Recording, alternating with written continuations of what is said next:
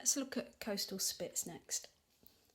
So with a coastal spit, they form where you've got a change in direction of the coastline. So if this is the coastline here, and you might have a change in direction, say, for the mouth of a river. So this might be the river coming out here, and this coastline changes direction just there. Now, for this spit to build up here, the prevailing wind has got to be in this direction. And remember, the prevailing wind is just the most commonly occurring wind that you get somewhere. Now, if the most commonly blowing wind is going over in that direction, it's going to move the sediment in this direction too. In this case, a west to east direction. So the swash is going to bring the sediment in, the same angle as the prevailing wind, and the backwash will bring the sediment out at a right angle to the beach, straight down through gravity. So you're going to get a nice build-up of a beach along this coastline here. Now when it gets to this point here, there are usually not beaches on headlands. Bits that stick out into the sea don't usually have beaches. There's normally too much wave power there for any deposition to take place. But where you've got a spit, you've normally got quite an excess of sediment that is moving along that coastline. So there's almost too much sediment for it to just stop. It just carries on. And the result of that is this spit builds out into the sea. Now, it's going to build out and a line into the sea. Now, sometimes the prevailing wind might go in the other direction.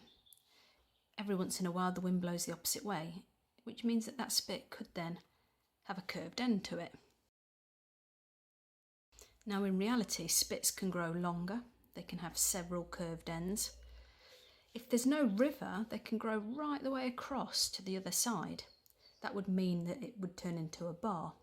In this instance, you've got a river. And the thing is about the river is that the river flows one way at one time of the day and another way at another. So as the tide comes in and out, the river flows inwards and outwards.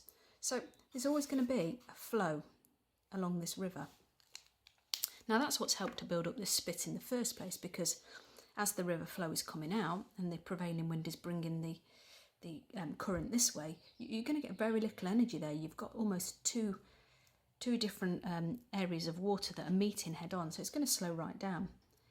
But this current of water coming in and out is also going to mean that that spit can never grow right across that bay. Now, if that's the case, it's going to remain as it is. If the river wasn't there, it could grow right the way across. Now, this area behind the spit here is going to be really slow moving water. In fact, there's going to be very little current here at all. And so what's going to happen, because the water there has got no energy, it's going to start to deposit any material that it's carrying. And what you could end up with here is an area of mudflat or salt marsh.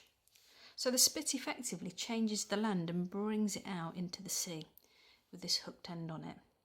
Now, spits can be pretty permanent structures. If you think about somewhere like Spurn Head on the Holderness coastline, it's a semi-permanent structure. There are actually people that live on the end of that spit. But they can also be breached really easily because this bit of land can be quite thin and quite exposed to the sea. Question 1. What is this wind direction here called the most commonly occurring wind in this area? The most commonly occurring wind in any area is called the prevailing wind. Question 2. Why does the spit often have a hooked end? The spit will often have a hooked end because sometimes the wind blows in the opposite direction to the prevailing wind or another direction, and it can push material in a different direction completely. Question 3. What's happening behind the spit? Well, behind the spit you've got an area of real low energy. There's not very much movement taking place there at all with the water. And as a result of that, you get a lot of deposition. So it's going to form mudflats or salt marshes. Question 4. Why doesn't the spit just grow right the way across to the other side? Well, the spit doesn't grow right the way across because you've got a river mouth here, and the river is always moving. This part of the river will be tidal, so it'll move in one direction at a certain part of the day and another direction at another. because there's always movement, that's going to keep cutting the end of that spit off there. Question 5. Why does the spit develop in the first place? Well, the spit develops in the first place because there's an excess of sediment moving along this coastline. You wouldn't normally get any deposition on a headland, but there's quite a lot of sediment here which is being taken along through longshore drift. And this countercurrent from the river can sometimes help to slow the water right down and encourage deposition. And that's it for Spitz. I think we've got that covered.